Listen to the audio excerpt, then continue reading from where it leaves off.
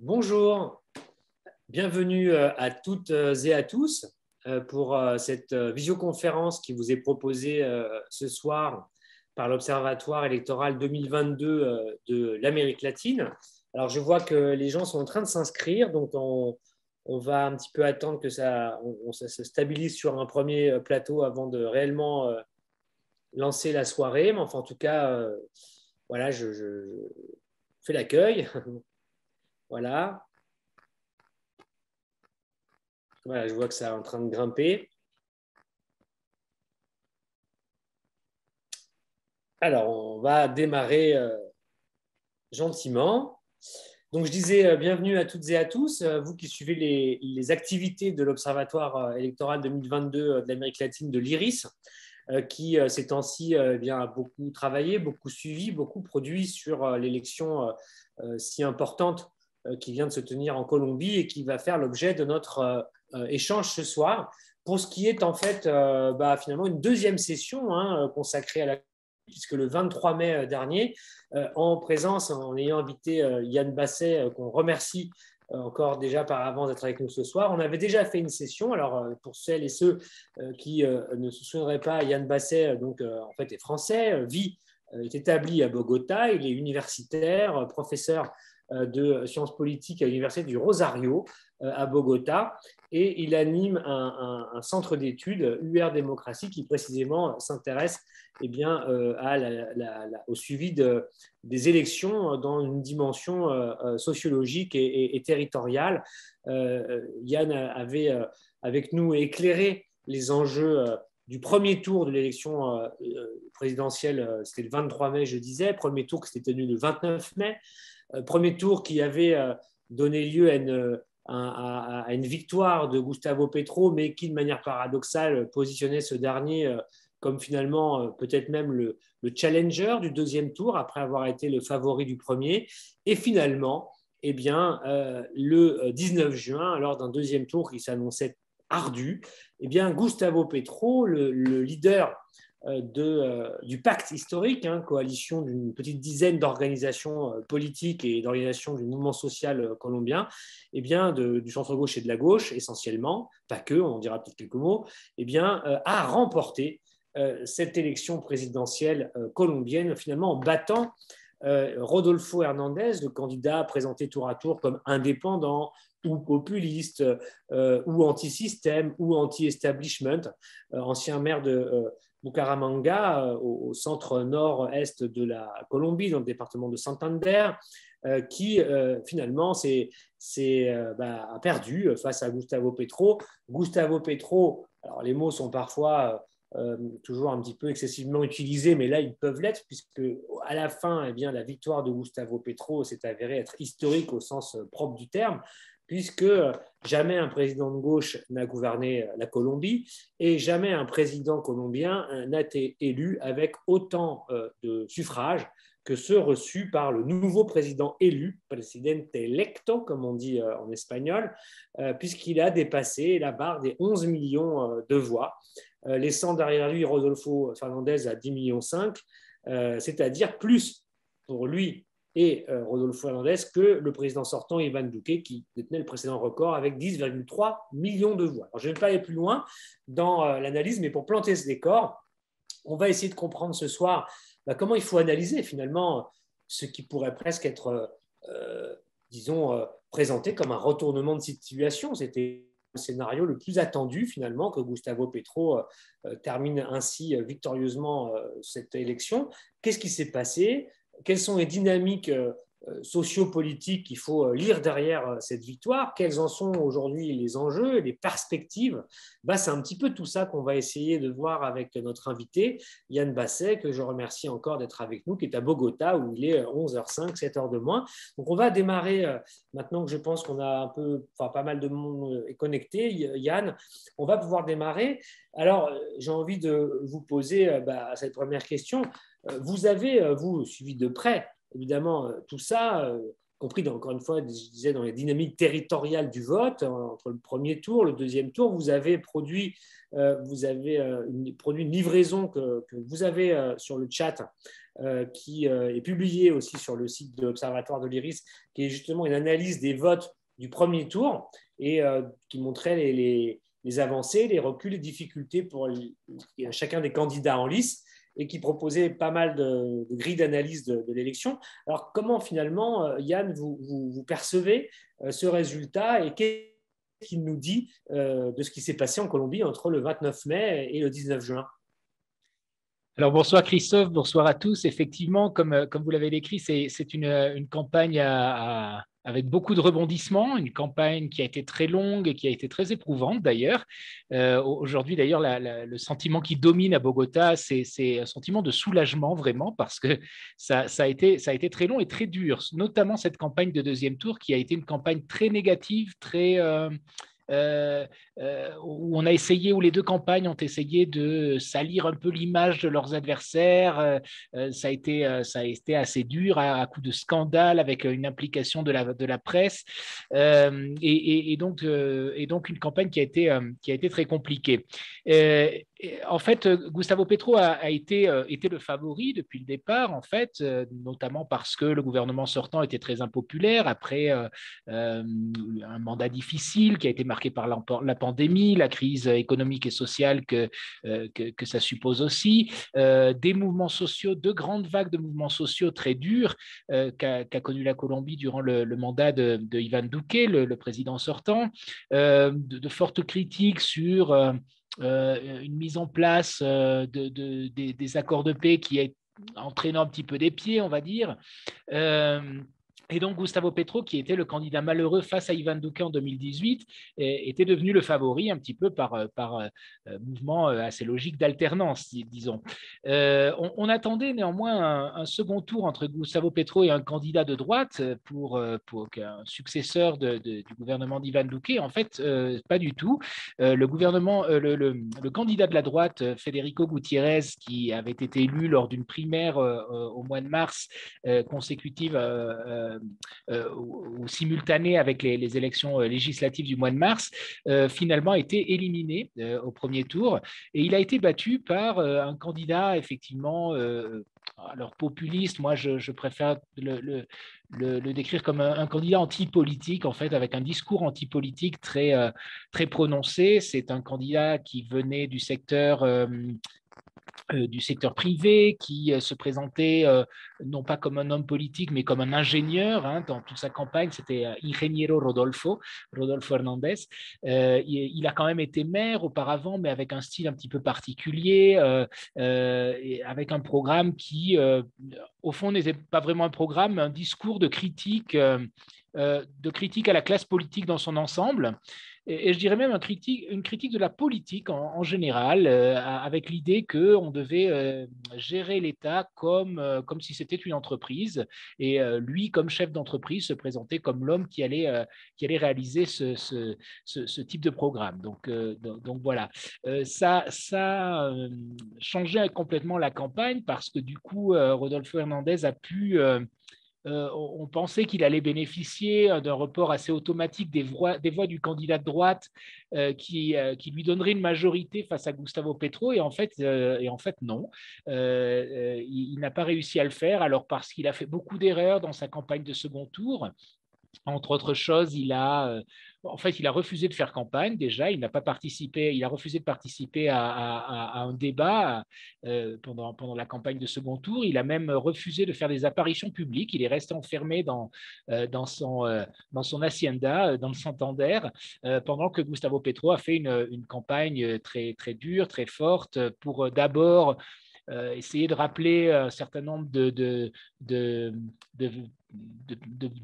faits polémiques de la mairie de Rodolfo Hernandez à Bucaramanga. Il a un procès ouvert pour corruption qui n'a pas encore été jugé. Donc, pour un candidat anticorruption, c'est quand même assez embêtant. Et puis Gustavo Petro a fait un très, très fort travail de terrain pour essayer d'augmenter la participation, et il a réussi à le faire, ce qui est un petit exploit parce que la participation au premier tour était assez forte pour les standards colombiens. Elle était de 55%. Vous me direz, 55%, c'est pas beaucoup, mais pour la moyenne colombienne, c'était un record historique. On n'avait pas vu ça depuis le siècle dernier. Une très forte participation qu'il a réussi encore à augmenter. Alors, notamment en mobilisant les régions où il était déjà fort, à savoir les régions périphériques du pays, les plus enclavés, les plus touchés par la pauvreté, par la violence aussi encore, notamment la côte pacifique du pays et le sud du pays.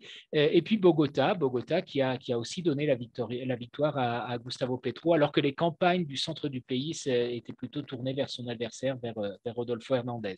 Donc, deux retournements successifs qui finalement ont fait que Gustavo Petro gagne cette élection, et il gagne avec un très fort soutien de toutes les minorités, je dirais, avec des minorités afro-colombiennes du Pacifique, des minorités indiennes, des quartiers pauvres des grandes villes, des régions les plus marginalisées aussi. Ce qui rend assez bien compte finalement de tous les défis qui l'attendent pour répondre à toutes les demandes de ces populations marginalisées qui sont les plus pauvres, qui sont les plus victimes de la violence. Et donc Gustavo Petro va devoir mettre en place tout un programme de changements sociaux qu'il a promis lors de cette campagne, mais qui s'avérera évidemment difficile à mettre en place. Merci Yann. Deux petites questions. On a pu lire des analyses selon lesquelles au deuxième tour, il y aurait eu un vote assez massif provenant de la jeunesse qui ne se serait peut-être moins mobilisée au premier tour, et aussi des femmes qui contribueraient au mouvement que vous avez décrit pour la victoire de Petro. Est-ce que vous confirmez cette analyse? Et la deuxième question, c'était, on a pu lire aussi, c'est peut-être plus anecdotique, que certains se demandaient si Rodolfo Hernández n'avait pas lui-même auto-saboté finalement sa campagne parce qu'il ne voulait pas réellement présider. Alors on a pu lire ça. Est-ce que ça faisait partie des commentaires de l'écume des choses, ou est-ce qu'il faut prêter une attention sérieuse à cette hypothèse? Alors, sur la première question, oui, c'est exact. Alors, en ce qui concerne les femmes, Rodolfo Hernández, le peu de déclarations qu'il a fait durant cette campagne pendant la première semaine après le premier tour ont été particulièrement malheureuses, avec des commentaires machistes qui évidemment lui ont aliéné le vote féminin, notamment dans les grandes villes. D'après les enquêtes, il avait justement une majorité d'intentions de vote parmi les femmes qu'il a perdu lors de cette première semaine. Et le début de la remontée de Gustavo Petro dans les enquêtes s'est fait notamment grâce aux femmes.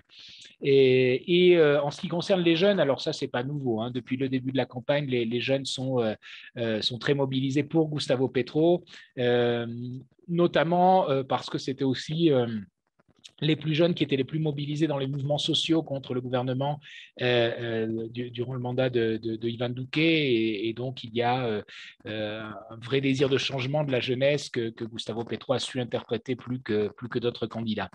Et en ce qui concerne Rodolfo Hernández, alors la campagne de second tour a été tellement désastreuse qu'on se demandait effectivement s'il avait vraiment l'intention d'être président. Finalement, je crois que oui, hein, mais ça faisait partie aussi un petit peu de sa stratégie, cette campagne anti-politique. D'ailleurs, il a dit qu'il ne faisait pas campagne parce que ça coûtait trop cher, et que lui, son truc, c'était l'austérité, qu'il fallait donc gérer, comme il fallait gérer l'État comme une entreprise, il ne fallait pas dépenser, et que du coup, lui, il allait économiser ses frais de campagne pour pas que l'État les lui rembourse. Donc, ça faisait un peu partie de sa campagne. Mais alors, évidemment, c'est quand même un petit peu difficile de gagner une élection de prétendre gagner une élection sans faire de politique, comme l'a fait Rodolfo Hernández.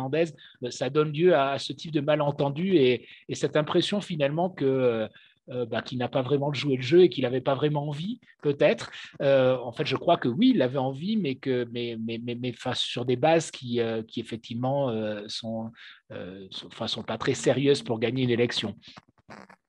Alors, dans vos études, qu'on peut lire aussi sur la carte des résultats définitifs, bon, on voit bien qu'il y a comme ça, pour schématiser, peut-être deux Colombies en fait, hein, qui qui se regardent un peu en chien de faïence, celles que vous avez décrites, des grandes villes de Bogota, des zones, disons, côtières, Caraïbes, Pacifiques, frontalières, et puis celle du centre, qui serait donc acquise, enfin, qu'a élu Gustavo Petro, qu'on pourrait qualifier donc sensible aux thématiques de la gauche et des progressistes et des mouvements sociaux revendicatifs colombiens.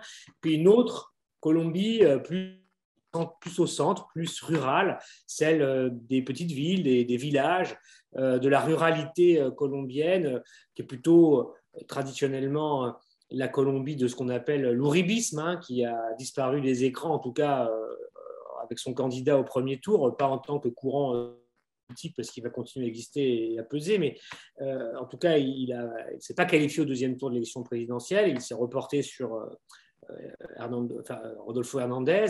Et alors, ce que j'ai envie de vous demander, c'est est-ce qu'on peut dresser comme ça, disons, des caractéristiques finalement des électorats de ces deux Colombies? Qu'est-ce qui les sépare en fait? Parce que souvent on parle disons, des terres rurales, de l'intérieur, etc., comme des terres conservatrices, et on va dire les villes et les grands tissus urbains et les côtes, etc., sont progressistes. Mais qu'est-ce que ça veut dire en fait en Colombie?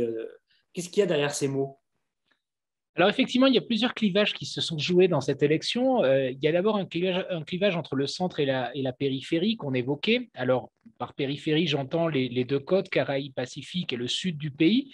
Et ça, c'est un clivage qui a beaucoup à voir avec la violence, hein, et avec le contrôle de l'État des territoires.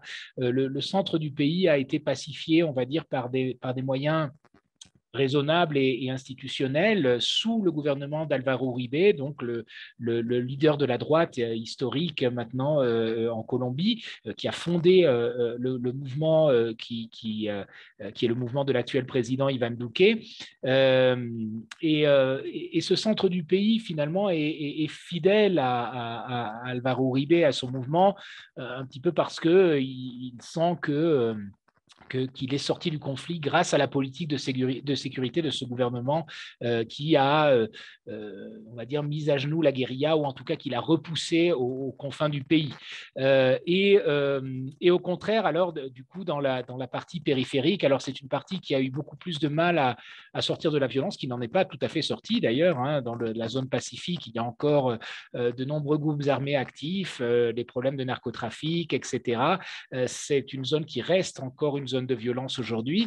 Et dans les autres zones qui le sont un peu moins, comme les Caraïbes, par exemple, on est sorti du conflit avec des méthodes qui sont beaucoup moins institutionnelles et beaucoup plus critiques, qui ont à voir avec les milices paramilitaires, qui sont responsables de nombreuses violations des droits humains dans cette région du pays, notamment.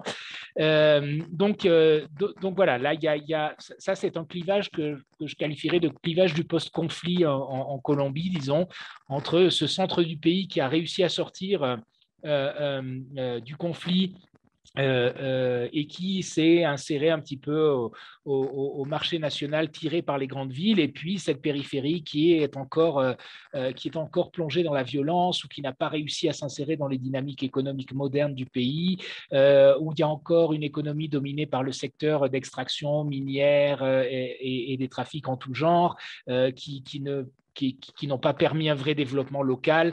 Donc voilà, un clivage territorial qui a été très fort dans ces élections, et encore plus fort qu'avant. Il n'est pas nouveau, mais vraiment dans la zone périphérique, Gustavo Petro a été vraiment hégémonique, notamment aussi par la présence de sa candidate à la vice-présidente, Francia Marquez, qui est une activiste des mouvements sociaux de défense de l'environnement, mais aussi de défense des minorités, de défense des droits de l'homme, qui a été la cible justement de ces milices paramilitaires, et qui est devenu un petit peu un symbole d'une Colombie un peu plus divers, un peu plus où il y aurait un peu plus égalitaire, un peu plus avec un peu plus de place pour toutes ces minorités, et dont la présence à la vice-présidence va être très importante pour les jeunes générations en particulier.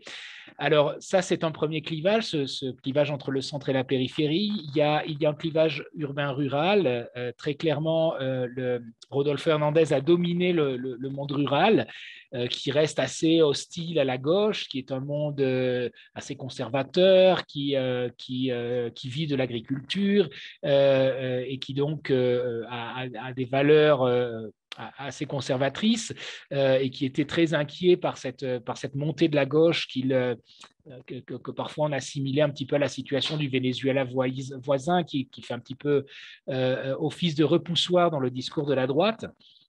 Il y a un discours, il y a aussi un clivage évidemment social dans les grandes villes, alors pas partout dans le pays, mais en tout cas très marqué dans les grandes villes entre les quartiers pauvres et les quartiers riches. Très clairement, les quartiers riches avaient voté pour le candidat de droite au premier tour, Federico Gutiérrez.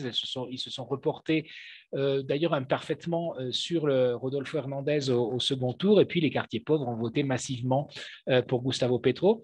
Il y a un clivage de génération entre les plus jeunes et les plus âgés, les plus jeunes étant les plus enclins à voter pour Gustavo Petro, et puis un clivage de genre, on l'a vu, entre les hommes et les femmes aussi, qui s'est manifesté, qui n'était pas évident au départ, mais avec la personnalité de Rodolfo Hernandez et ses déclarations malheureuses, ça a été beaucoup plus clair finalement dans la dernière étape du second tour.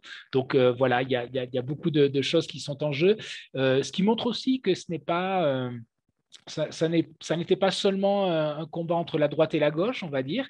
Il y a beaucoup d'autres enjeux qu'il y a derrière tout cela et beaucoup d'autres éléments qui vont être déterminants, je crois, dans la manière de gouverner de Gustavo Petro, qui va devoir faire des efforts pour créer des coalitions qui aillent au-delà de la gauche en jouant un petit peu sur tous ces tableaux.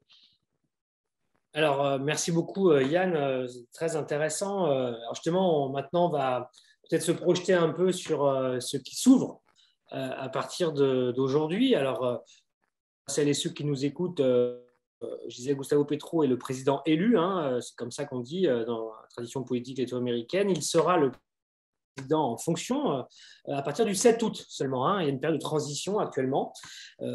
Gustavo Petro a d'ailleurs rencontré Ivan Duque en bonne et due forme, etc.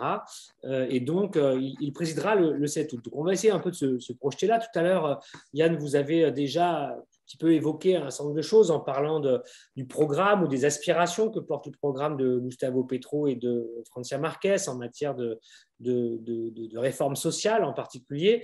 Est-ce que vous pourriez nous en dire un petit peu plus finalement sur le projet programmatique de ce gouvernement qui va se mettre en place?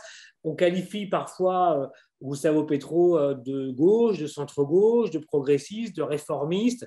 Au fond, si on mettait les mots de côté, est-ce qu'on arrive disons, à lire de manière même schématique, mais de lire un petit peu les principales impulsions que Gustavo Petro veut enclencher pour transformer progressivement un pays dont on ne se lassera pas de rappeler qu'il est un pays meurtri par des décennies de conflits armés, de narcotrafic, de corruption, d'impunité.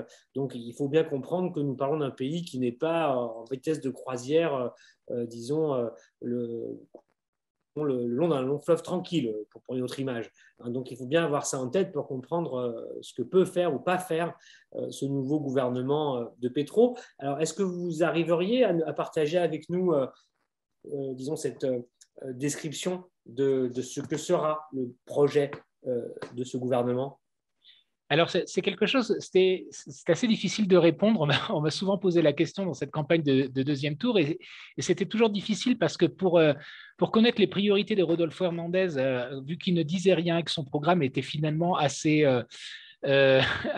imprécis, volontairement imprécis finalement, pour essayer de ratisser large et de mobiliser le plus possible contre cette classe politique qui est qui est assez impopulaire en Colombie, on avait un peu de mal à voir quelles seraient ses priorités. En ce qui concerne Gustavo Petro, c'était un peu l'inverse. On avait un programme absolument pléthorique avec de très, très nombreuses propositions qu'il va falloir décanter maintenant, hein, parce qu'il a promis beaucoup, beaucoup de choses, peut-être trop, et il ne va certainement pas pouvoir faire tout ce qu'il se propose de faire. Entre autres choses, d'ailleurs, parce qu'il n'a pas, on en reparlera après, il va arriver à avoir une majorité au Congrès apparemment, mais c'est une majorité qui ne se fait pas sur un programme de gauche, hein, qui suppose l'intégration d'autres partis, d'autres types de mouvements. Alors, donc, pour répondre à la question, il y a d'abord un changement social très, très important. Gustavo Petro, évidemment parce que c'est un candidat de gauche, mais aussi parce qu'il doit répondre à une situation assez catastrophique après la pandémie et la crise économique et sociale qui en découle. La pauvreté a augmenté, les inégalités ont augmenté de manière très importante. Et donc, il y a un programme social très fort à mettre en place avec de nombreux programmes de protection sociale dans diverses directions, un minimum vieillesse, un programme d'emploi en dernier ressort avec intervention de l'État en dernier ressort pour garantir un emploi aux populations les plus exclues, un programme de minimum vital qui avait été mis en place pendant la pandémie qu'il va falloir prolonger d'une manière ou d'une autre. Alors, on ne sait pas trop avec quelle modalité, il va falloir voir comment. Donc, un programme de développement d'un système de protection sociale fort qu'a promis Gustavo Petro et dont on va voir comment il va le mettre en place. Alors ça suppose immédiatement une réforme fiscale pour pouvoir financer tout ça. Une réforme fiscale qui, évidemment, s'annonce comme toujours très difficile.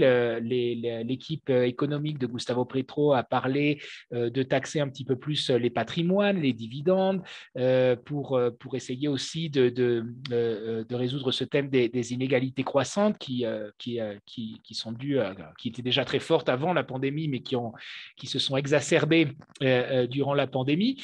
Donc, on va voir à quel point cette réforme fiscale va être possible. Des réformes en matière économique et Gustavo Petro a une petite phrase caractéristique pendant son discours de victoire. Il a dit que, pour assurer un petit peu les milieux d'affaires, il a dit que son programme ne prétendait pas construire le socialisme, mais au contraire construire le capitalisme. Et donc, pour cela, Gustavo Petro entend démocratiser l'accès aux moyens de production et particulièrement à la terre. Une réforme agraire qui est incluse dans les accords de paix, mais que le gouvernement d'Ivan Duque n'a pas vraiment mis en place. Il y a eu un petit peu de progrès sur la création d'un cadastre pour essayer de faire un état des lieux de la propriété rurale et de sa concentration, mais on n'a pas fait grand-chose finalement pour essayer de redistribuer cette terre ou par des incitations fiscales de faire en sorte que cette terre soit plus productive. Donc ça aussi, c'est un dossier très compliqué qui promet de relancer un certain nombre de conflits dans les zones rurales. Et puis, il y a aussi tout un agenda sur le thème de la paix, alors qui n'a pas été au centre des débats durant la campagne. Alors c'est peut-être plutôt une bonne nouvelle, ça veut dire que c'était quelque chose certainement de plus consensuel qu'il y a 4 ans. Mais Gustavo Petro va essayer de relancer toutes les réformes structurelles qui étaient incluses dans l'accord de 2016 avec les FARC au moment de leur démobilisation, qui ont été imparfaitement appliquées. Donc, je parlais de la réforme agraire, aussi une réforme électorale peut-être, qui n'a pas non plus été mise en place. Et peut-être l'ouverture d'autres négociations avec d'autres groupes, alors notamment l'ELN, l'autre guérilla, qui est moins importante que les FARC, mais qui tout de même est très active dans certains départements du pays et qui est et dont une bonne partie est passée, on va dire, au narcotrafic pur et simple. Hein. Donc, c'est des négociations qui vont s'avérer compliquées, mais dans la campagne, on a vu un certain consensus assez large se dessiner pour essayer d'ouvrir des négociations éventuellement avec cette seconde guérilla et puis peut-être des politiques disons, davantage de soumission à la justice, comme on dit en Colombie, c'est-à-dire de consentir à un certain nombre d'avantages pour se démobiliser pour des groupes de narcotrafiquants éventuellement, notamment le groupe du clan du Golfe qui s'était fait remarqué pendant cette campagne par une action armée dans la zone Caraïbe en empêchant les activités économiques, en obligeant les gens à rester chez eux pendant une semaine pour montrer son contrôle territorial. Là, c'est tout un défi pour l'État colombien et pour Gustavo Petro en particulier. Voilà, le paro armado, la grève armée, je ne sais pas trop comment traduire ça en français, ça fait un peu bizarre, grève armée, mais oui, c'est la traduction littérale. En fait, ce groupe armé, en gros, terrorisait la population et l'obligeait à rester chez eux et à paralyser complètement la vie économique et sociale de la région pendant une semaine pour faire un peu une démonstration de force face à l'État colombien. Donc voilà, en gros, un agenda très chargé. Alors aussi, en matière de transition énergétique, Gustavo Petro a proposé pendant son programme, et ça a été le centre de beaucoup de polémiques, d'essayer de prendre un peu d'avance sur un agenda de changement en termes d'adaptation au changement climatique qui supposerait, entre autres choses, de ne plus accorder de nouveaux contrats d'exploration pour l'exploitation du pétrole. Alors, la Colombie n'est pas le Venezuela, mais tout de même, l'exportation de pétrole et d'hydrocarbures en général et de charbon est importante pour la Colombie et notamment pour l'équilibre fiscal de l'État.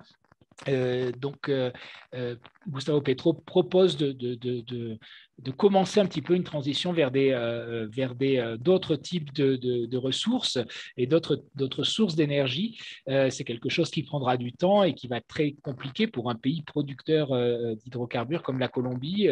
Gustavo Petro a essayé de dessiner un avenir qui dépendrait beaucoup plus de l'agro-industrie et du tourisme notamment, mais c'est quelque chose qui va être compliqué. Il s'agit de réorienter finalement l'économie colombienne vers ces secteurs, mais c'est quelque chose qui ne se fait pas du jour au lendemain et qui va être aussi très compliqué. Un agenda très fort en termes d'éducation aussi. Gustavo Petro, peu après sa victoire, a lancé un message sur les réseaux sociaux à tous les maires du pays pour leur demander de tenir à disposition de l'État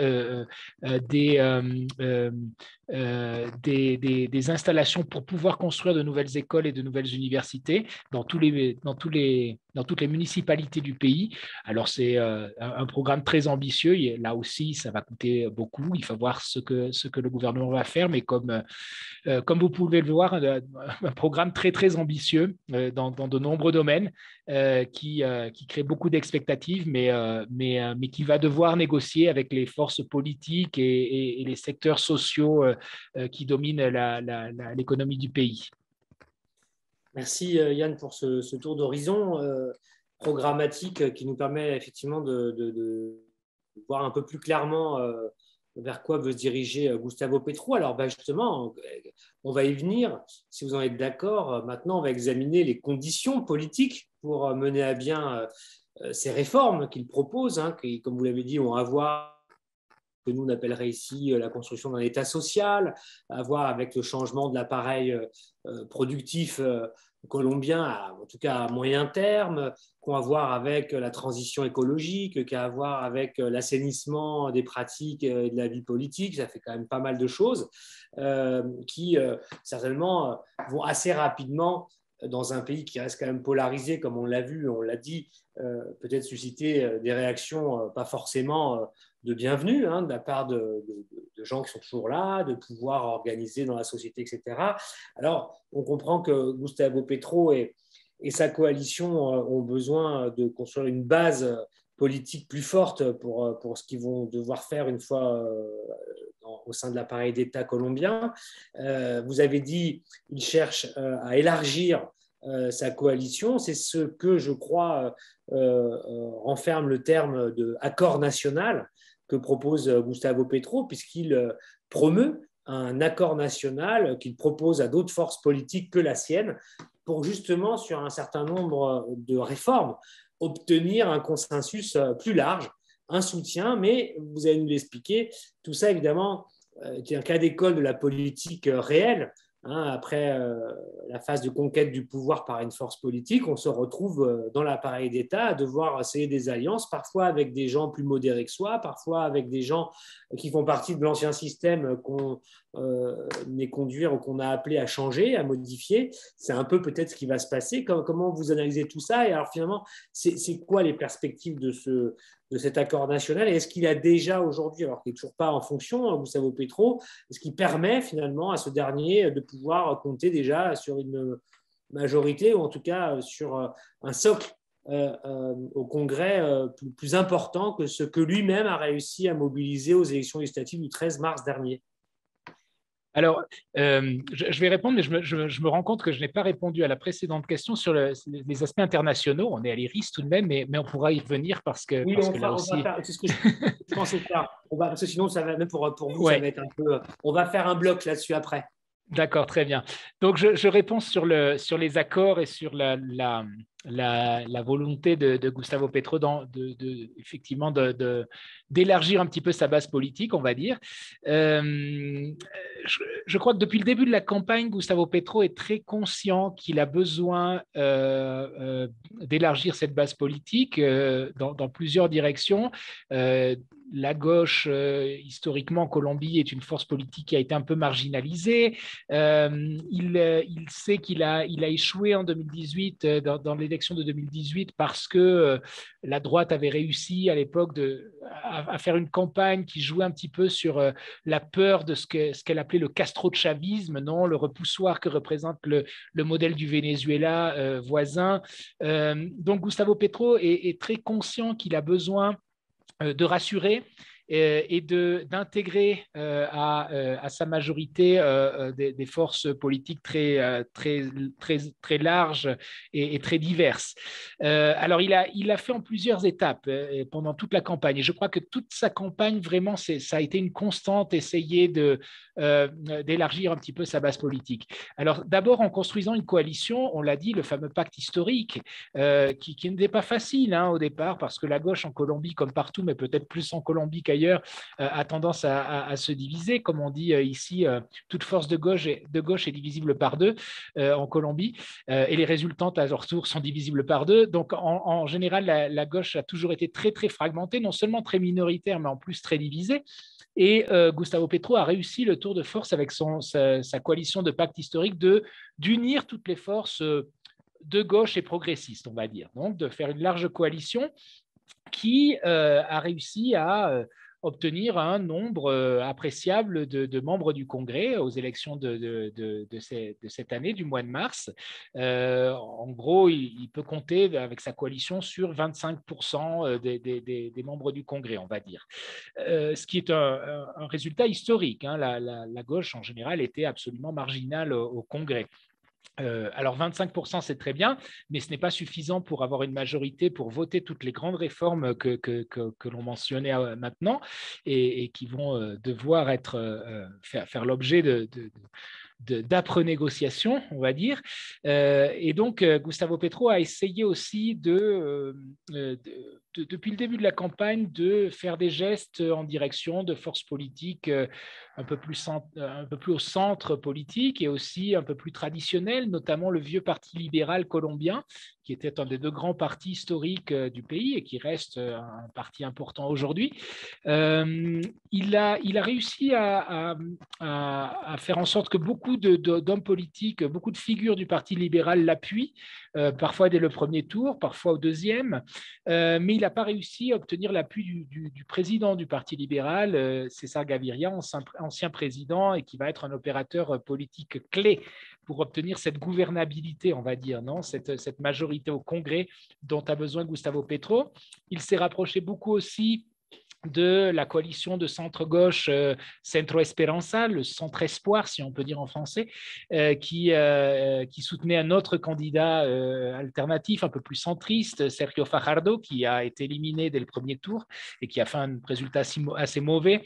Et la plupart des membres de cette coalition ont rejoint Gustavo Petro, mais pas tous. Il suscite encore certaines résistances dans ce secteur qui a pourtant un programme assez proche finalement. Il y a d'autres partis qui sont susceptibles, maintenant qu'il a gagné, de se rapprocher. Alors, depuis qu'il a gagné, il a repris encore un discours de main tendue. Son discours de la victoire a été vraiment un discours de main tendue dans toutes les directions, on peut dire. Alors, il a mentionné ce fameux grand accord national. Le grand accord national, c'est encore autre chose. Je dirais que c'est le troisième étage de cet effort d'ouverture. Il y a d'abord sa coalition politique de gauche, le pacte historique. Un deuxième étage, ça va être sa coalition de gouvernement qu'il est en train de construire maintenant avec les partis présents au Congrès. Donc, il a réussi à obtenir l'appui de la plupart du centre-espoir. Maintenant, le Parti libéral, depuis sa victoire, a dit qu'effectivement, il était prêt à participer à une coalition de gouvernement. Aussi, d'autres partis, en gros, il y a 8 partis importants au Congrès, hein, il a réussi, depuis sa victoire, il y a quatre des grands partis lui ont assuré leur soutien, donc il a d'ores et déjà une majorité. Alors, même si ce n'est pas un système parlementaire, c'est une majorité dans un système à l'américaine où, de toute façon, il n'y a pas de discipline de vote ferme au Congrès, et donc il faudra toujours négocier, ça sera toujours compliqué. Mais disons que ça se passe plutôt mieux que ce qu'on aurait pu penser, surtout sur la base d'un programme de gauche qui suppose de grandes réformes, hein, et que le Congrès n'était pas forcément prêt à soutenir. Apparemment, ça se passe plutôt bien. Le message d'ouverture de Gustavo Petro a été écouté, accepté, et finalement, on l'a écouté, et plusieurs forces politiques du centre, on va dire, et traditionnelles ont accepté finalement cette main tendue. Et puis, alors, il y a le grand accord national. Alors, le grand accord national, c'est encore autre chose, finalement. Il s'agit de négocier cette fois avec l'opposition et de trouver, on va dire, un accord fondamental sur les règles de base de la manière de faire de la politique et de la manière de vivre ensemble au-delà des différences que l'on peut avoir en Colombie. Et il s'agit, derrière tout cela, de passer un petit peu la page de la violence. Gustavo Petro a toujours considéré que si les accords de paix qu'il a soutenus, évidemment, avec les FARC, étaient très importants pour passer cette histoire, cette page de violence dans l'histoire du pays, il fallait aller au-delà. Il fallait un grand dialogue national de tous les secteurs impliqués, non seulement les FARC, les guérillas démobilisées et l'État et l'armée, mais aussi les secteurs sociaux qui, d'une manière ou d'une autre, ont participé à ce conflit. Je pense notamment aux secteurs qui ont soutenu ces fameuses milices paramilitaires qui ont été responsables de la violation de nombreux droits humains. Et pour Gustavo Petro, un dialogue entre ces secteurs qui ont soutenu ces milices paramilitaires et les victimes de la violence est absolument indispensable pour aller au-delà de cette page de violence. Alors demain, justement, on va avoir quelque chose de très important en Colombie. La commission de la vérité qui a été réunie dans le cadre des accords de paix va publier son rapport final après de longs mois, même plusieurs années de dialogue, d'entrevues, de travail avec de nombreux secteurs pour essayer d'établir les causes de cette violence, pour essayer de voir quelles sont les responsabilités des divers secteurs qui sont impliqués. Je crois que ce grand accord national que propose Gustavo Petro, il va être une réponse un petit peu à ce rapport que l'on va connaître demain, dont on sait déjà plus ou moins le contenu, hein, parce que les exactions dont se sont rendus responsables des représentants de l'État, des militaires, des policiers ou des hommes politiques, on les connaît, ce n'est pas quelque chose de nouveau, mais c'est quelque chose qui n'a jamais fait l'objet d'une discussion aussi ample. Et je crois que ce que veut faire Gustavo Petro, c'est vraiment convoquer tout le monde autour de ce rapport pour essayer d'établir un petit peu la part de responsabilité des uns et des autres et d'essayer un petit peu d'aller de l'avant sur ces bases-là. Alors, il a eu là aussi des réponses positives. Alors, tout ça reste un petit peu vague, hein, cet grand accord national, il a pas vraiment expliqué en quoi ça consisterait, mais il a reçu effectivement en réponse une réponse positive, notamment d'Alvaro Uribe, le chef historique de la droite, hein, qui a accepté de dialoguer avec lui, de parler directement avec lui. Alors, les deux hommes étaient peut-être les deux grands ennemis de la politique colombienne depuis toujours. Donc, ça serait un geste très important, sans doute, pour inaugurer ce dialogue. D'autres grands leaders de la droite ont aussi accepté de participer à ces discussions. Donc, ce grand accord national pointe un petit peu vers quelque chose de beaucoup plus important, de beaucoup plus structurel, un dialogue beaucoup plus large qui impliquerait tous les secteurs sociaux du pays.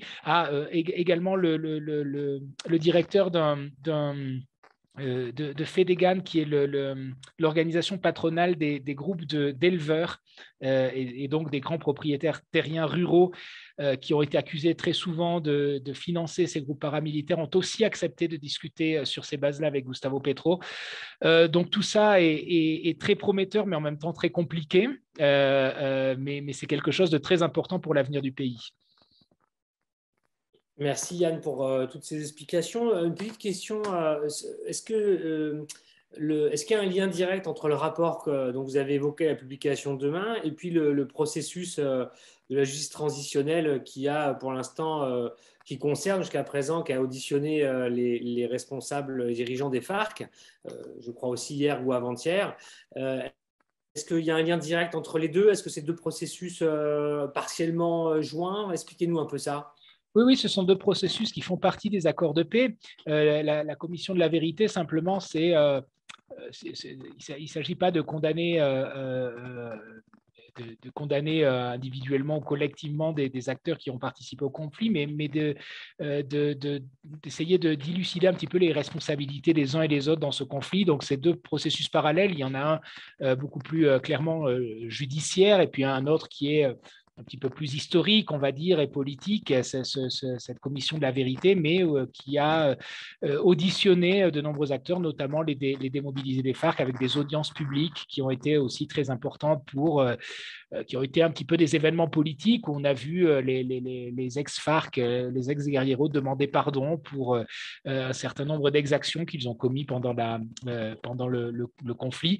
Donc, tout ce rapport vient mettre un terme à tous ces travaux avec une synthèse un petit peu de tout ce qui a pu être établi avec les travaux de cette commission. D'accord, merci. Alors, avant qu'on passe peut-être effectivement maintenant, dans un instant, aux questions régionales et internationales, deux choses. D'abord, est-ce que vous, Yann, vous avez des choses à rajouter qui vous paraissent importantes de devoir être dites pour comprendre la situation créée par l'élection de Petro sur le plan intérieur que nous n'aurions pas évoqué? Et puis, sinon, j'allais vous proposer aussi peut-être, ce qui serait un peu une pause pour vous, parce que voilà, vous êtes... c'est dense tout ce que vous nous apportez. Peut-être boire un coup, je ne sais pas si vous voulez. En tout cas, peut-être répondre à des premières questions qu'on a reçues qui concernent plutôt ce premier gros paquet post-électoral et situation intérieure. Est-ce que vous pensez il y a des choses qu'il faudrait qu'on aborde qu'on n'a pas abordées? Peut-être une petite précision.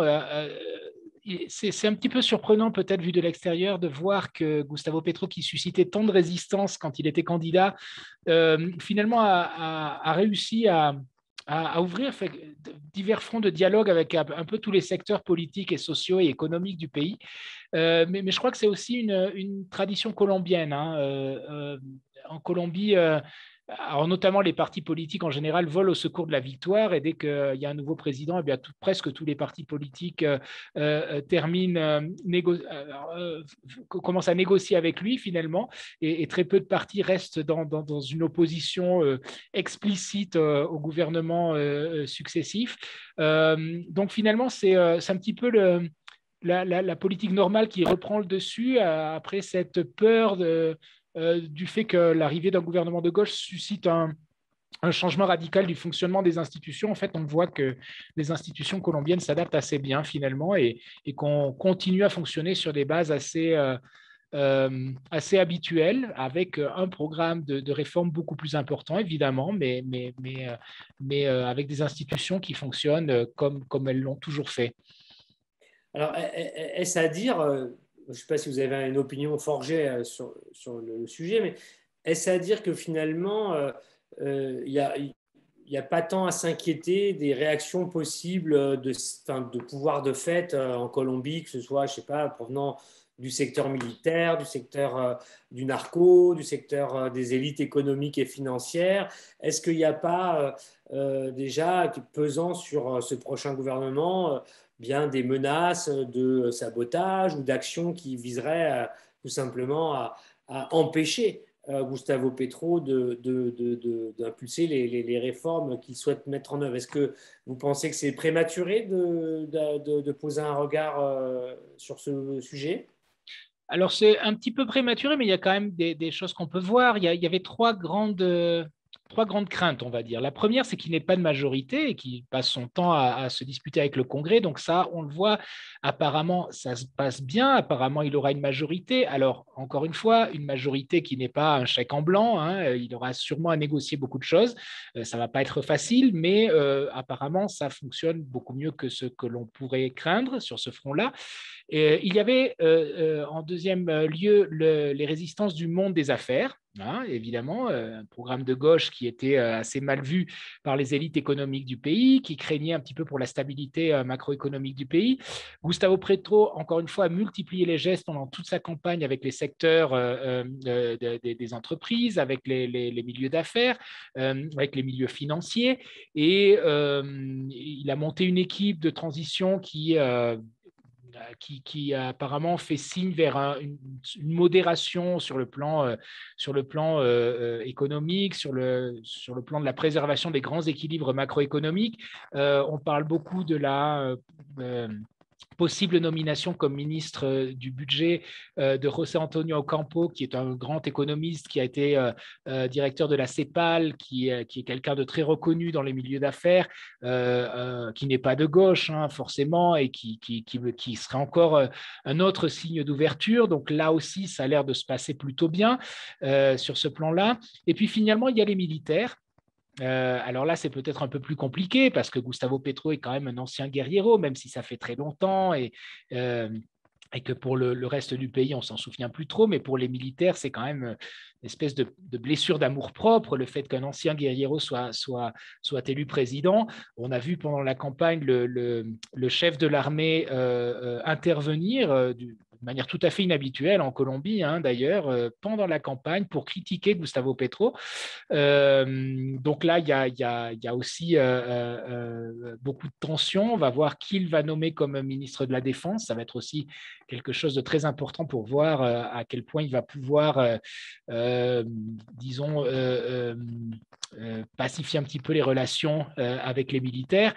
Alors, les militaires sont de toute façon, en général, institutionnalistes, hein. Je ne pense pas qu'il y ait vraiment de danger d'un coup d'État ou rien, ou quelque chose de ce genre, mais en tout cas, ce qui pourrait se passer, c'est qu'il y ait des tensions qui gênent considérablement Gustavo Petro dans son mandat, notamment si les militaires, si à cause des tensions entre la présidence et entre le gouvernement et les militaires refusent finalement ou traînent les pieds dans l'exercice de leurs fonctions, notamment pour aller combattre ces groupes de narcotrafiquants, ben ça peut être un gros problème pour Gustavo Petro. Donc il doit de toute façon montrer aux militaires, enfin il doit trouver une manière de travailler avec ces militaires qui sont, pour des raisons historiques, très hostiles finalement à ces tendances de gauche. Très bien. Ben, écoutez, ce que je vous propose, Yann, après tout ça, c'est qu'on balaye un petit peu certaines questions ou commentaires qu'on a déjà eus de nos participants. On les remercie. Alors, je vais vous les lire. Une question assez précise, technique, si je puis dire. Pourquoi Duque ne s'est-il pas présenté pour un deuxième mandat comme ses deux prédécesseurs, Uribe et Santos? Est-on revenu à un mandat éligible comme avant Uribe? Exactement, oui. Il y a une réforme qui a été faite sous le gouvernement Santos qui a de nouveau interdit la réélection consécutive. Elle avait été permise sous Uribe. Et puis, lors du deuxième mandat de son successeur, Juan Manuel Santos, on a décidé finalement de revenir sur cette réforme et aujourd'hui, les présidents ne peuvent plus se représenter. D'accord. Merci. Alors, deuxième question de Karina Antonin, alors, c'est plutôt sur les questions économiques. Euh, avec tous ces défis dans le secteur économique, en plus, rajoute-t-elle à juste titre, après la pandémie de Covid-19, quel est votre avis sur le réalisme des mesures de protection du climat et de l'environnement annoncées par Petro dans son programme?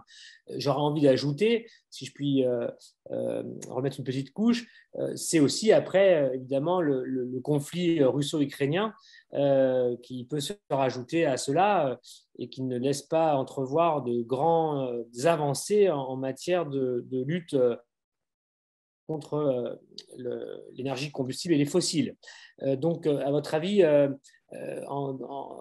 tout ça ajouté, finalement, dans quelle mesure ça rend crédible le programme et les intentions de Petro? Alors, quels sont les acteurs clés qu'il doit convaincre pour mettre en œuvre des mesures efficaces pour lutter, par exemple, contre la pénurie d'eau et l'érosion côtière? Alors, il faut savoir que la Colombie, si je ne me trompe pas, 60% de son commerce extérieur dépend des produits miniers, hydrocarbures, etc. Donc, cette transition énergétique, elle s'avère très compliquée hein, parce que la balance des paiements en Colombie dépend de cela. Les équilibres fiscaux dépendent de cela. Et d'ailleurs, c'est assez paradoxal finalement, le, les conflits internationaux, le conflit entre la Russie et l'Ukraine, etc., peuvent finalement contribuer à une nouvelle remontée des prix des hydrocarbures qui favorisera à court terme la Colombie, mais qui va à l'encontre un petit peu de ce programme de transition à plus long terme de Gustavo Petro. Donc, ça montre à quel point c'est quelque chose de délicat pour lui. Et en ce qui concerne les forces en présence, alors il y a tous les secteurs économiques liés à ce secteur de l'énergie, à la grande entreprise publique, enfin mixte, Écopétrol d'exploitation des hydrocarbures, qui est la principale entreprise du pays. Mais il y a aussi tout le secteur public qui dépend pour son financement des bénéfices des hydrocarbures, alors notamment les gouvernements régionaux et locaux qui se financent par un système de redistribution des bénéfices des exportations du pétrole et d'autres hydrocarbures. Donc, ça veut dire que pour essayer de couper ou d'éviter cette dépendance vis-à-vis du pétrole et des produits miniers, Gustavo Petro devra négocier de nouveaux équilibres fiscaux avec les gouvernements locaux. Ce qui est bien compliqué, évidemment. C'est pour ça qu'il est si important d'avoir cet appui au Congrès, notamment de partis du centre, comme ce qu'on appelle le parti de la OU, de l'Union nationale, ou le parti Cambio Radical, Changement Radical, qui n'a rien de très radical d'ailleurs, mais c'est son nom, qui sont des partis en fait régionaux et qui occupent des positions de pivot au Congrès parce que ils ont leur pouvoir dans les gouvernements régionaux. Donc tout cela pour essayer de répondre à cette question de la complexité de cette transition écologique et de la quantité d'acteurs impliqués, d'acteurs économiques et politiques que Gustavo Petro va devoir convaincre, c'est quelque chose qui est difficile. Et pour les autres thèmes liés à cette transition énergétique, alors Gustavo Petro a mis l'accent pendant son discours de victoire beaucoup sur le thème de la déforestation qui est, d'après les experts, le principal défi en matière en matière écologique, changement climatique et autres en Colombie, la préservation de la forêt amazonienne est le principal défi. Durant les dernières années, la Colombie a commencé à connaître de graves problèmes de déforestation, liés d'ailleurs à l'accord de paix, parce qu'en général, la présence des FARC dans ces zones-là avait permis d'une certaine manière d'éviter que l'on ait à faire, que l'on ait à faire face à ces problèmes, parce qu'elles contrôlaient un petit peu la région. Et donc, contrairement au Brésil, par exemple, on n'avait pas un si grand problème de déforestation, mais depuis quelques temps et depuis la signature de l'accord de paix, effectivement, c'est devenu un grave problème en Colombie. Et là aussi, ça suppose d'aligner un certain nombre d'acteurs locaux qui dans des régions un petit peu périphériques, d'accès difficile, de contrôle difficile pour l'État et qui ont de grandes nécessités économiques. Alors, il va falloir proposer des alternatives, ça ne va pas être simple. Et justement, ça fera peut-être la transition avec ce dont on va parler maintenant. Dans ce discours de victoire, Gustavo Petro a beaucoup parlé de la nécessité de coopérer avec les États-Unis sur ce thème de la protection de la forêt amazonienne, ce qui indique qu'il a l'intention apparemment de mettre ce thème de la protection de l'environnement au cœur de ses relations avec les pays du Nord et notamment avec les États-Unis. Merci beaucoup. On va revenir sur tout ça effectivement dans un instant. On va peut-être juste reprendre les questions liées encore une fois à ce qu'on s'est déjà dit sur les questions économiques, sociales et politiques. Il y a des questions sur... on aimerait savoir qui est l'équipe économique. Est-ce que vous avez des éléments sur l'équipe économique du gouvernement à venir, sur le ministre, post-ministre des Hacienda, par exemple, des noms, des tendances? Est-ce que la réduction du déficit budgétaire colombien va être une priorité pour ce gouvernement, à votre avis? Oui, alors effectivement, alors c'est encore une contradiction un petit peu difficile à tenir. Il va falloir réduire le déficit budgétaire et en même temps lancer tous ces grands programmes sociaux que propose Gustavo Petro. Ça va être très compliqué.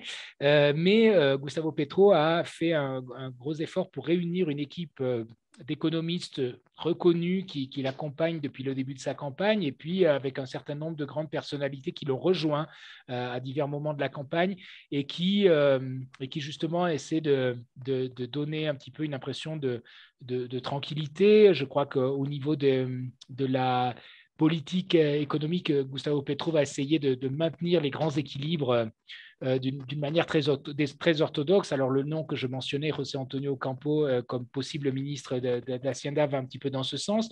On mentionne aussi beaucoup Alejandro Gaviria, qui a été un pré-candidat aussi, un économiste reconnu, ancien ministre de la Santé de Juan Manuel Santos, ancien recteur de l'université privée la plus reconnue du pays. Alors, encore une fois, un économiste peut-être un petit peu plus hétérodoxe, mais tout de même qui bénéficie d'une grande reconnaissance, quelqu'un de très sérieux, de très apprécié.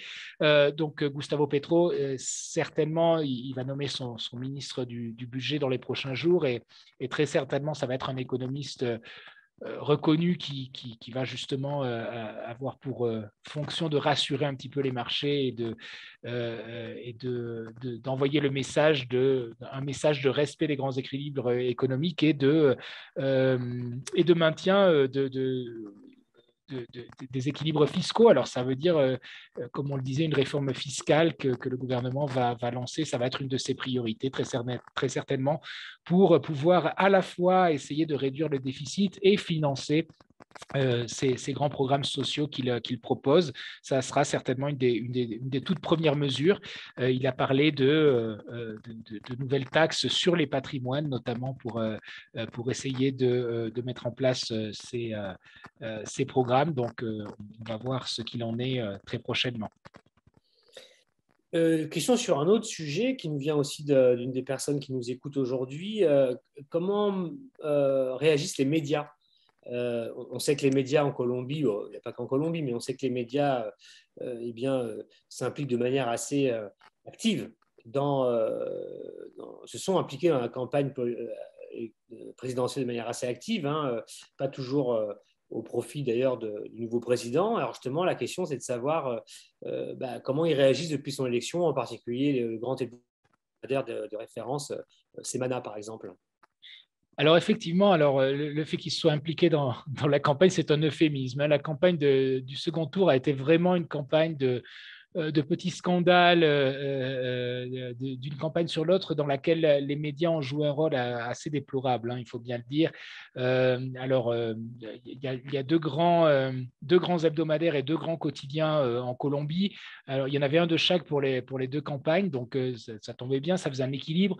Mais en tout cas, ça a été disons, un rôle assez lamentable des médias qui se sont prêtés à des campagnes de dénigrement à coups de vidéos éditées qui étaient censées être scandaleuses sur des révélations supposées de la campagne, des deux campagnes, et qui en fait, en général, se révélaient assez peu intéressantes. Mais bon, les médias ont vraiment été partie prenante dans cette campagne. Et c'est un vrai problème parce que aussi bien Gustavo Petro que Rodolfo Hernandez ont été critiqués à juste titre très souvent pour leur relation avec les médias, pour le fait de critiquer les médias qui les critiquaient eux-mêmes, pour des attitudes un petit peu autoritaires,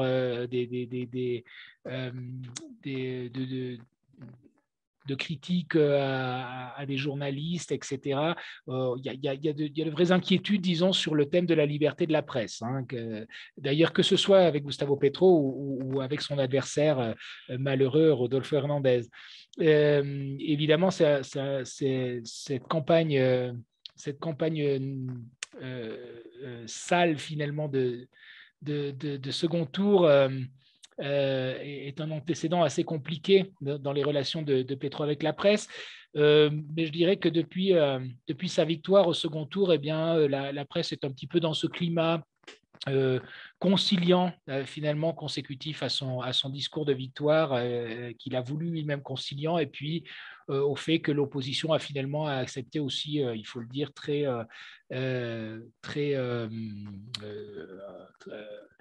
bon joueur, disons, la défaite, aussi bien Rodolfo Hernandez que Federico Gutiérrez, que Alvaro Uribe lui-même, que Iván Duque, le président actuel. Tous ont reconnu sans réserve la victoria de Gustavo Petro, et tous se sont montrés ouverts à dialoguer avec lui. Donc, comme je le disais au début, on sent une ambiance beaucoup plus posée, beaucoup plus reposée finalement que durant cette campagne. Très bien. Écoutez, je pense qu'on va clore un peu ces chapitres sur l'élection, ce qu'on pouvait en dire dans l'analyse à chaud, le programme, les bases sociales, l'accord national, etc. On va passer un petit peu maintenant à la dimension régionale et internationale de cette élection. Comme vous le disiez, à l'IRIS, ça nous intéresse au premier chef. Alors, je vais partir là, pour le coup, de deux questions qui nous ont été posées.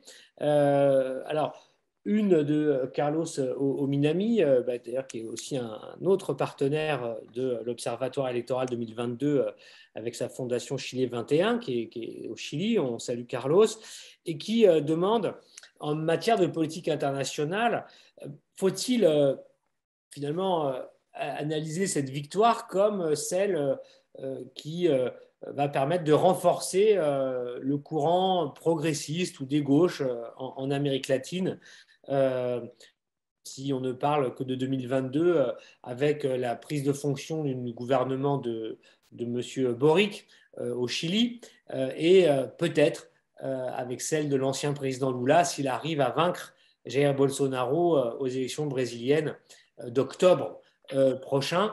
Est-ce qu'on doit interpréter cette victoire comme une victoire qui s'inscrit de manière active dans cette volonté de animer, renforcer cette vague ou ce courant de la famille progressiste en Amérique latine?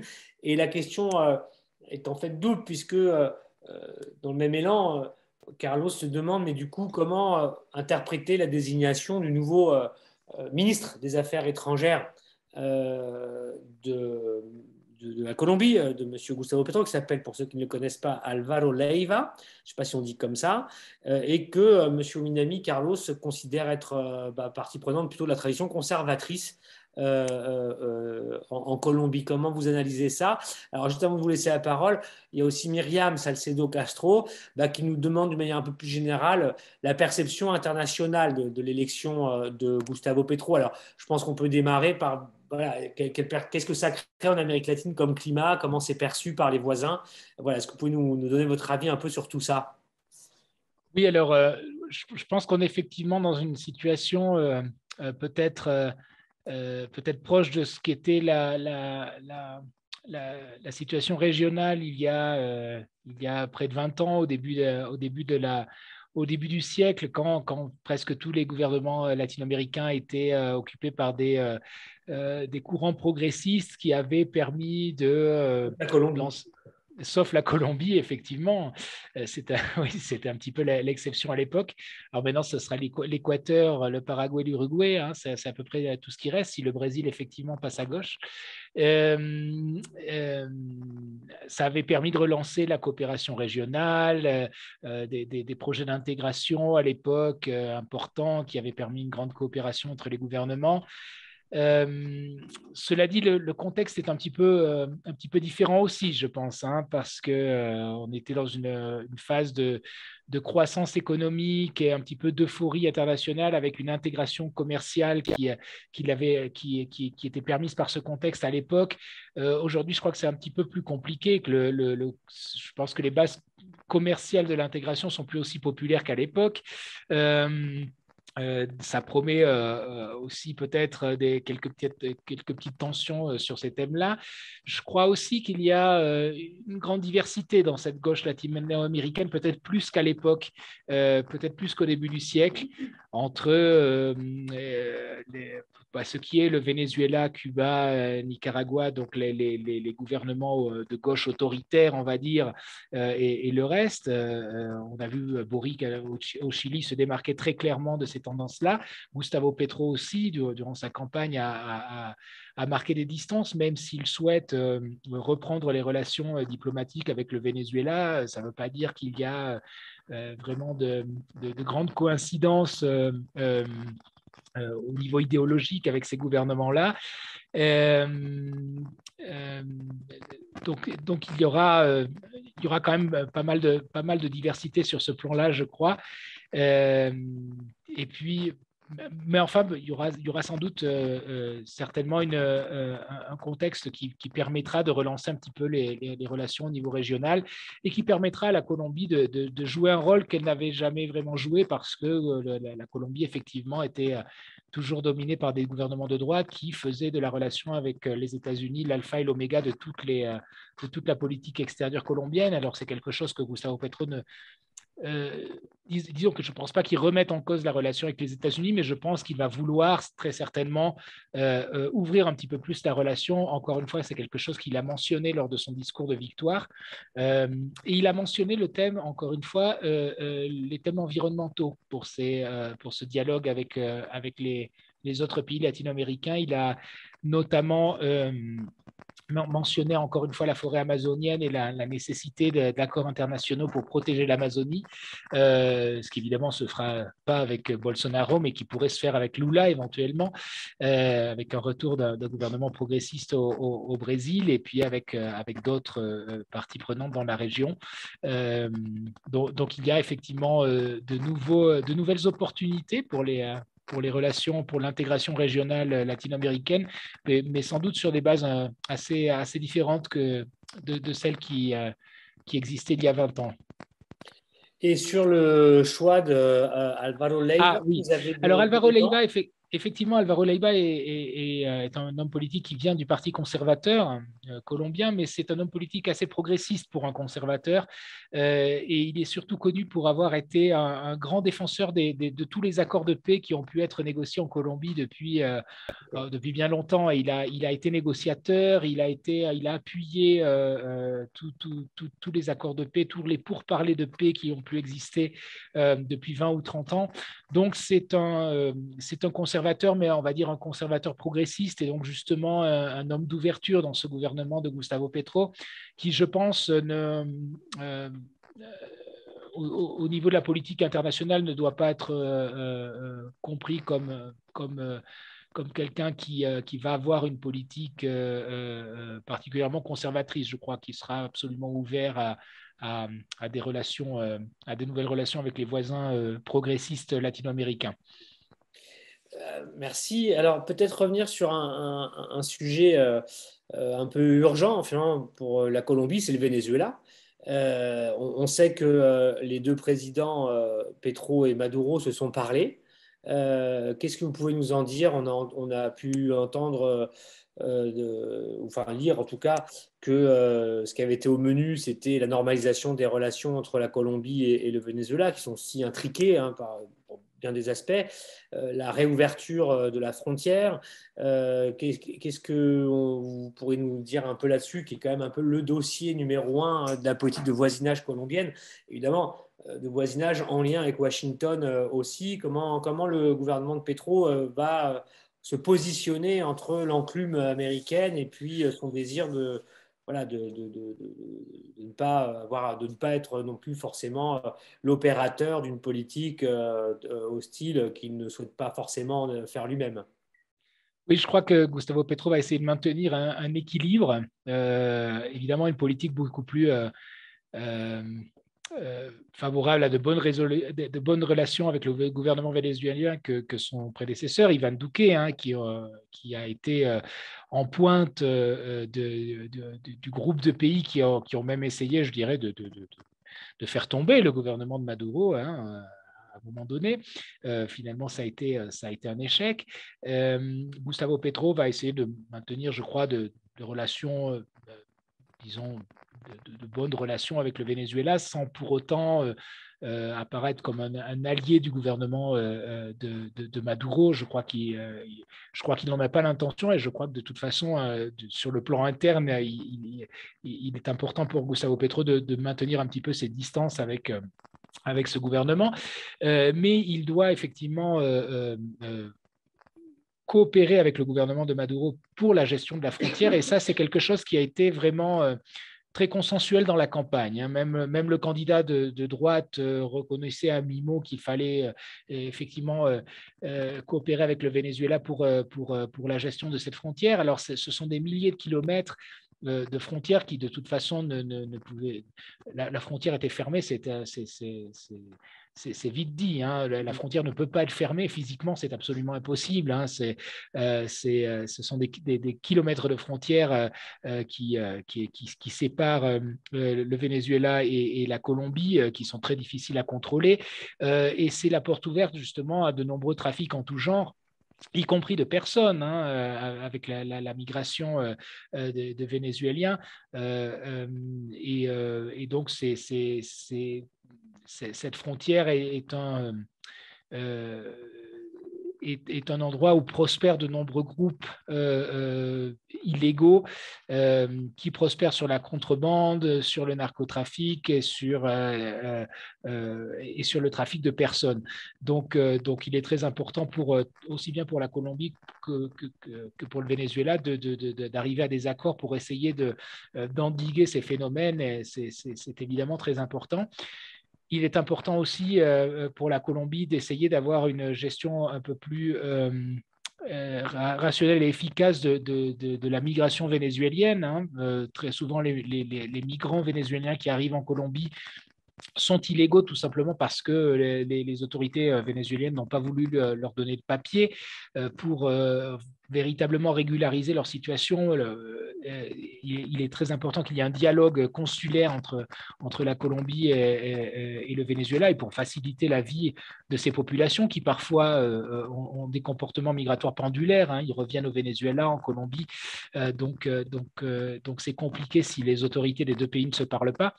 Euh, donc, euh, donc, je, donc, je pense qu'on va essayer d'avoir une relation, disons, pas forcément très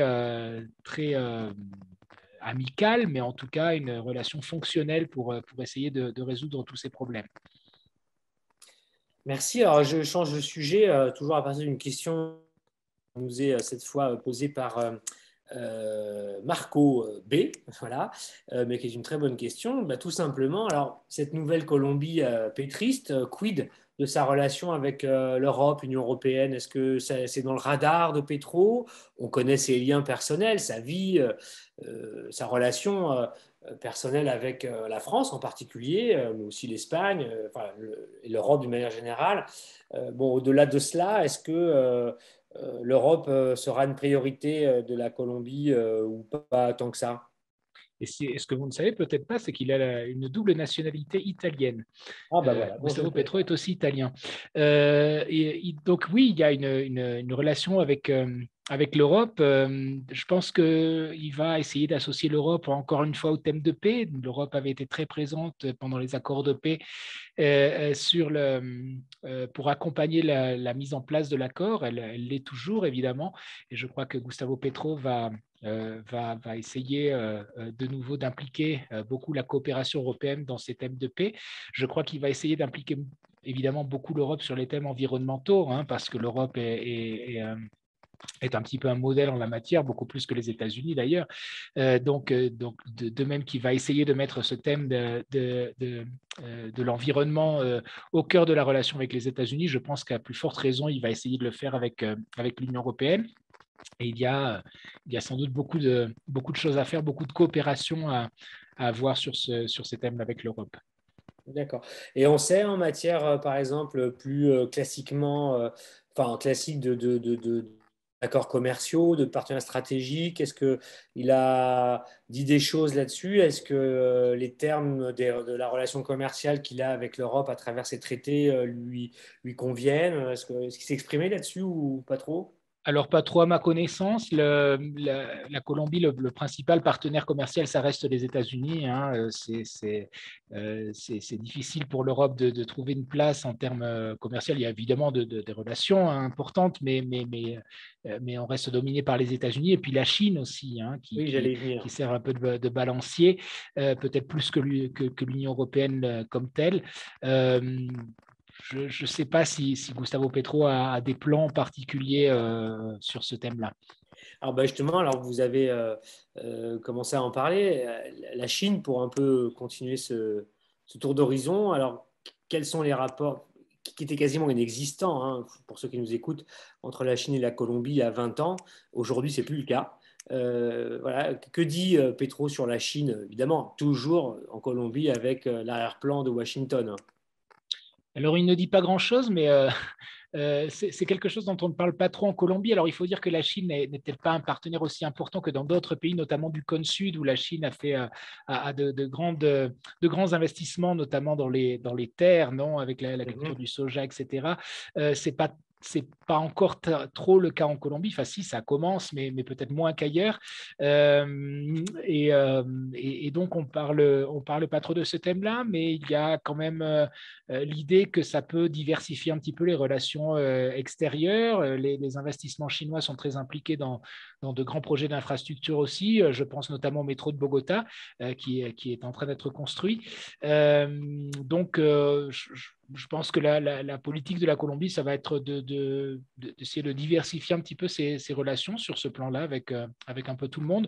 Mais je pense que plus que d'une politique volontariste du gouvernement colombien, tout ça va suivre un petit peu les évolutions géopolitiques qui se décident ailleurs, hein, notamment les relations avec la Russie, etc. Enfin, toute une géopolitique en pleine reconfiguration. Et je pense que la Colombie va essayer de s'adapter à ça en fonction des circonstances.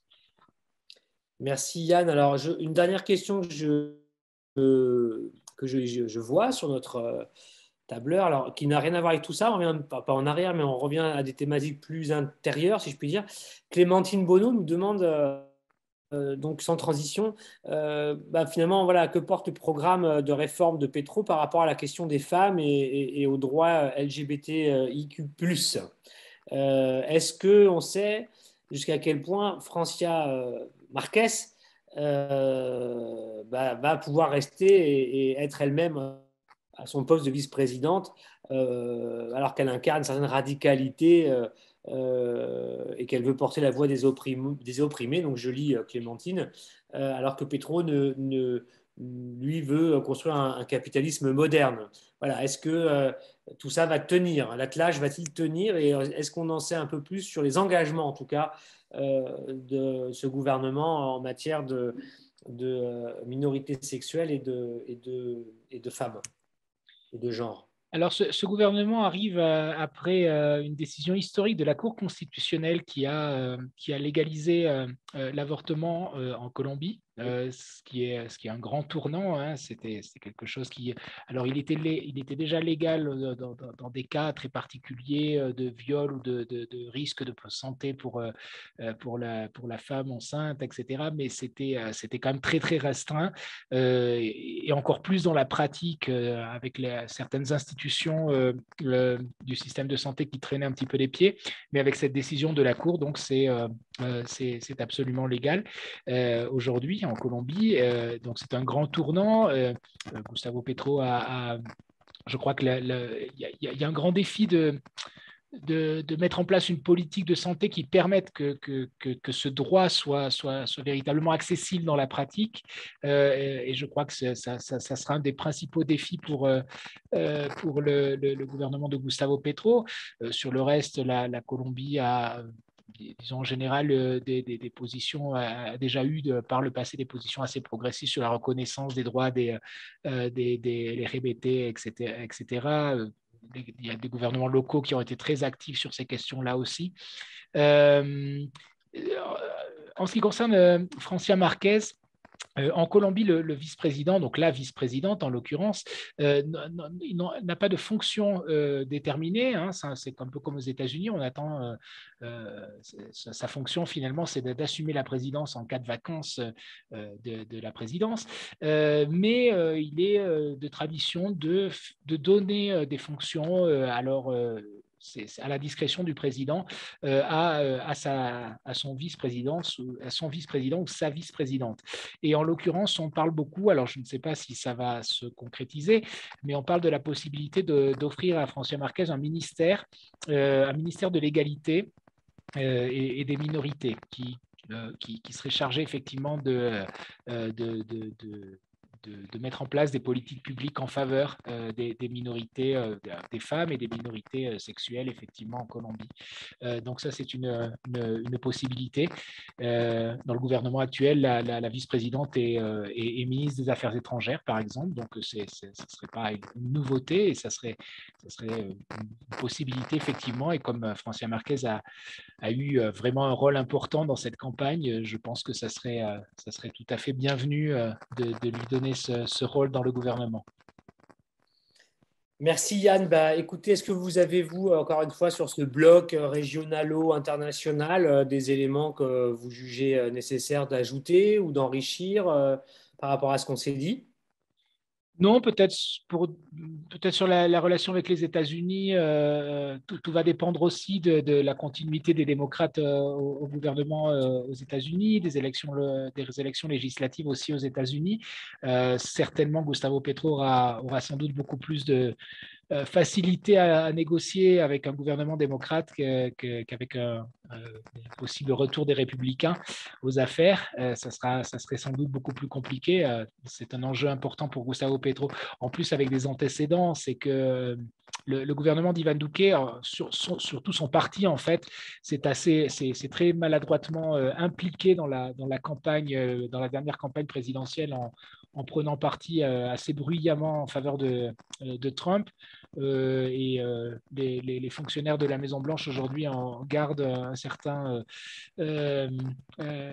sont un petit peu en froid avec le gouvernement colombien pour ça. D'ailleurs, on a vu qu'immédiatement après la victoire de Gustavo Petro, le président Biden l'avait appelé immédiatement, alors que quand il avait été élu lui-même, il a mis très longtemps à appeler Ivan Duque.